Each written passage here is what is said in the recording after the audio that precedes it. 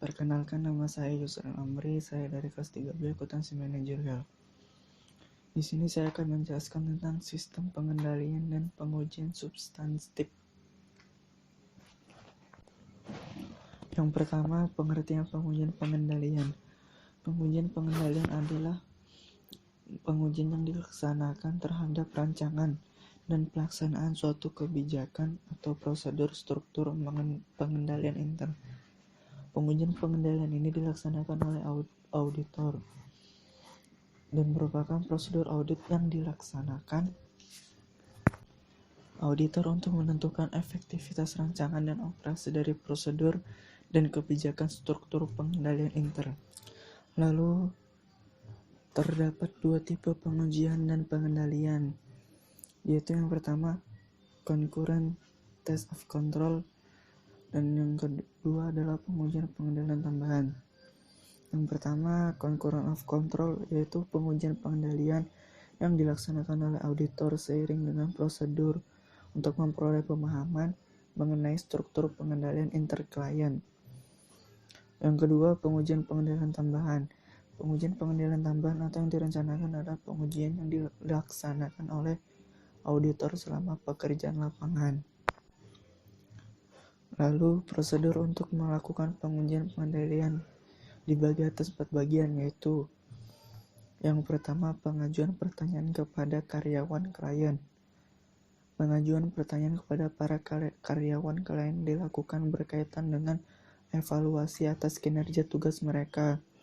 Pengajuan pertanyaan pada para karyawan klien umumnya tidak akan menghasilkan bukti yang kuat mengenai efektivitas operasi pengendalian.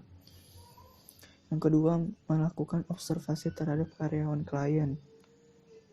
Auditor dapat melakukan observasi terutama terhadap pengendalian yang tidak menghasilkan jejak bukti. Yang ketiga, melakukan inspeksi dokumen, catatan, dan laporan. Auditor dapat melakukan inspeksi terhadap dokumen, catatan, dan laporan mengindikasikan yang meninggalkan bukti. Yang keempat, mengulang kembali pelaksanaan pengendalian oleh auditor.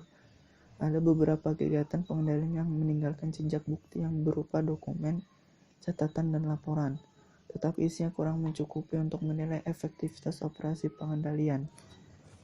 Kemudian ada pengujian substansif, saldo piutang dagang.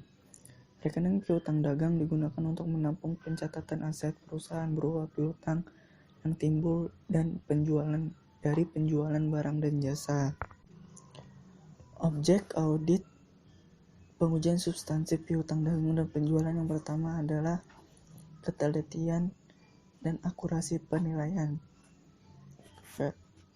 Prosedurnya adalah verifikasi keakuratan material atas piutang dagang, yaitu mendapatkan data umur piutang dari personel departemen, kemudian memberi vote dan cross vote pada neraca lajur, lalu membandingkan total piutang dagang pada neraca lajur dengan buku besar piutang.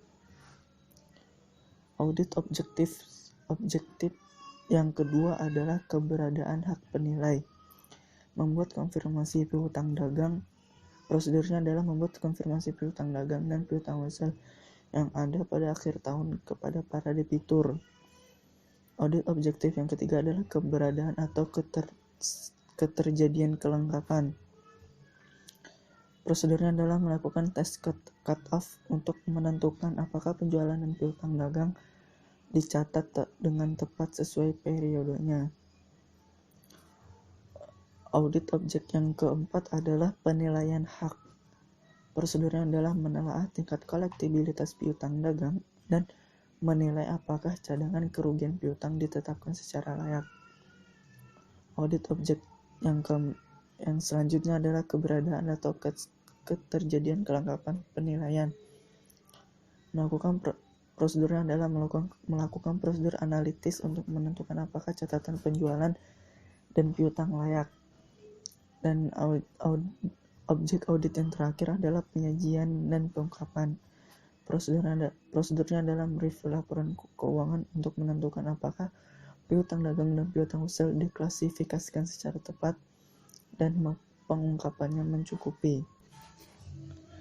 Kemudian selanjutnya pengujian substantif saldo utang dagang. Yang pertama adalah utang dagang dikelompokkan ke dalam utang atau kewajiban lancar. Yang kedua perlu konfirmasi utang dagang. Yang ketiga perlu memperhatikan cut-off dalam penentuan jumlah utang terkait sistem pengiriman barang. Lalu yang terakhir perlu kesesuaian saldo utang dagang dalam buku pembantu dan saldo buku besar. Kemudian ada pengujian substantif saldo aktiva tetap. Rekening aktiva tetap digunakan untuk menampung pencatatan aset perusahaan yang mempunyai manfaat ekonomis lebih dari 1 tahun. Aset tersebut tidak akan habis digunakan dalam 1 tahun atau siklus produksi.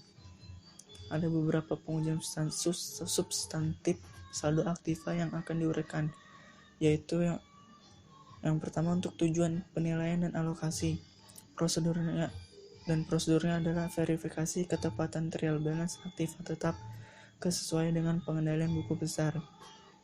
Tujuan kedua adalah keterjadian kelengkapan penilaian dan alokasi. Prosedurnya adalah menerapkan prosedur analitis.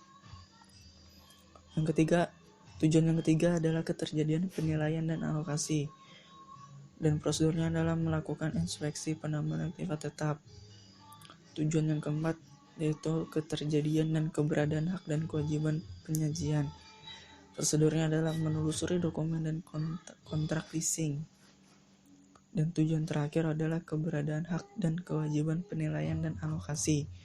Prosedurnya adalah mengusut penambahan aktiva tetap, mengusut pengurangan aktiva tetap. Sekian video presentasi dari saya. Wassalamualaikum warahmatullahi wabarakatuh.